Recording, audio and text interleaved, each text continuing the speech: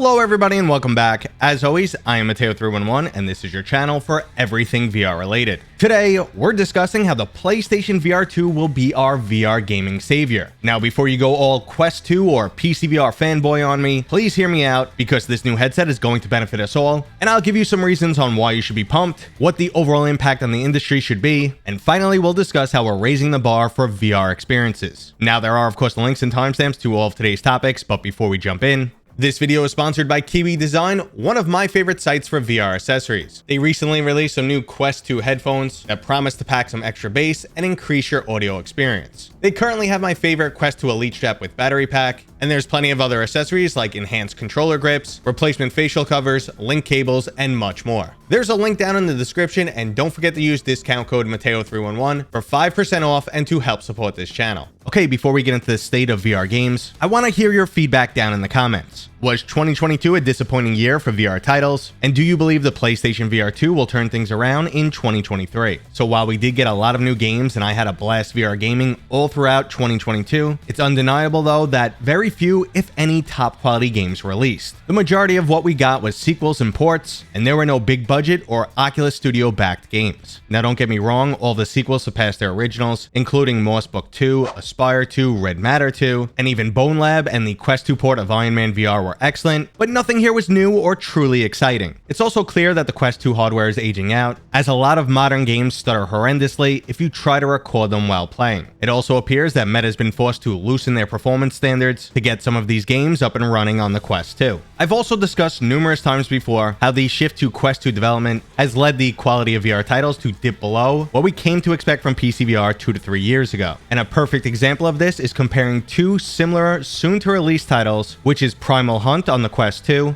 and Horizon Call of the Mountain on the PlayStation VR 2. And you'll see that it's night and day, almost like comparing a Nintendo 64 title against a PlayStation 5 game. Now I know this is not an apples to apples comparison. We're putting an indie studio up against a AAA development team backed by Sony, but it's a great example of the types of games we're getting on the Quest 2 compared to what the PSVR 2 will deliver. And while you might be thinking, sure, Horizon Call of the Mountain looks great and all, but is it really a good game? And this is where you don't have to take my word, as I could direct you to many of your favorite YouTubers, or even Oculus's founder, Palmer Luckey, who said he was absolutely blown away by the demo. And this sentiment was quite common amongst everyone who tried the hardware. So what exactly makes the PlayStation VR 2 special? I mean, the hardware is definitely an upgrade compared to what most users have experienced, but it's definitely not the best of the best. We've seen higher resolution panels and bigger FOVs, so why is this headset even special? Well, if we've learned anything about VR in the past 7 years, it's that you don't need the best of one criteria, you need a good experience all around, including visuals, audio, haptics, and of course the software. So hardware-wise, everything included in the PlayStation VR 2 is definitely more than good enough. Plus, they're bringing us high-quality games that nobody else has, and a handful of new features. For starters, they're giving us eye tracking, and unlike the implementation on the Quest Pro, which is basically useless, they've already integrated it into their titles for both better performance with eye-tracked foveated rendering, and it's also used for in-game functionality. Firewall Ultra will allow you to select weapons using your eyes, and their horror title, Switchback VR, has creatures engaging you anytime you blink.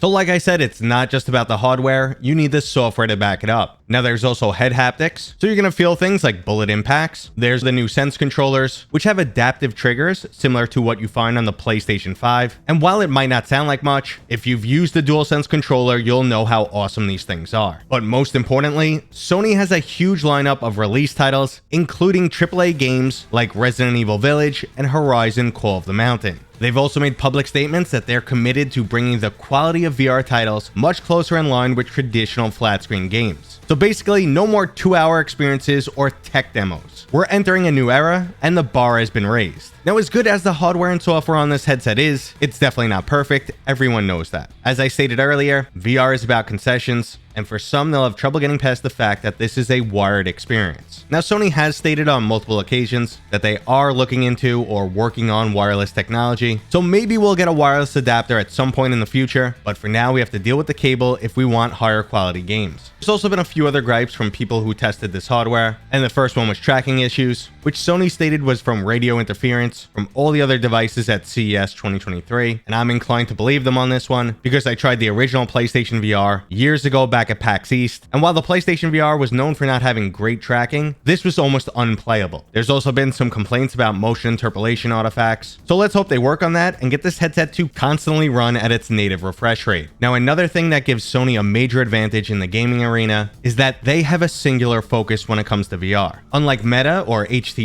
they're not in the enterprise or metaverse business. They just want to make great games to go along with their headset, and they're not wrapped up in other devices or augmented reality, so this singular focus should pay off. Now, the upfront cost of a PlayStation VR 2 experience is rather expensive, coming in around $1,100, including both the PS5 and the PSVR 2. But when you compare that to what you get from both Meta and HTC's latest devices, namely the Quest Pro and the Vive XR Elite, it's actually a really good value. But I guess that comes down to what exactly you're looking for. Do you want some top quality console games plus VR, or do you want an augmented reality experience and some standalone VR games? But I know there's plenty of people watching this who will never get a PlayStation VR 2, so let's talk about how it will impact the industry and still work in their benefit. Sony's producing roughly 2 million units for release, and while that appears to be more than the current demand, we should expect to see that many new users in 2023. This would be significant growth for the VR industry and a boon to the cross-platform player base. Existing developers will get a new market to tap into, allowing for greater profits and the production of larger games. And even if the PlayStation VR 2 sells exceedingly well, the Sony exclusive player base would still be too small to fund AAA VR games. So it's very likely that games we see on the PlayStation VR 2 will eventually make their way to PCVR, the upcoming Quest 3, and maybe even the Quest 2. Now, sure, their biggest name titles like Resident Evil Village and Horizon Call of the Mountain most likely won't be ported, or at least not anytime soon, but it's in everyone's best interest to bring these games over to other platforms, and Sony has been very friendly with Valve lately, allowing the majority of their exclusive titles to come over to Steam. So in this scenario, we all get great new games, developers make more money, and Sony and Valve will get a nice little cut. Now, it's also likely that we could see the PSVR 2 headset supported on PC. It's unlikely that this would be official, but I would love to see Sony do something simple, like sell a key to unlock your device to work with Steam. This way, they could still make a profit off selling the devices, and they'd also be able to target people who don't own a PlayStation 5. The PCVR community would get awesome new affordable hardware, but unfortunately, this is most likely pipe dream territory. We're much more likely to see unofficial support. There was software that allowed you to connect the original PlayStation VR to your PC, but due to its unique tracking setup and odd controllers, it was extremely hard to integrate with Steam VR games. The PlayStation VR 2, however, has tracking built into the headset, and the controllers are much more standardized now, so it's a lot more likely to see this happen. But what do you guys think about all this? Let me know down in the comments. Do you think the PSVR 2 will be a big deal? Will it deliver the best games, shake up the industry, and what are the odds that someone will get the hardware working with the PC? Now, that was today's video. I hope you guys enjoyed it. If you did, go ahead and give it a thumbs up. If you're new here, consider subscribing. And as always, I'll see you guys on next time.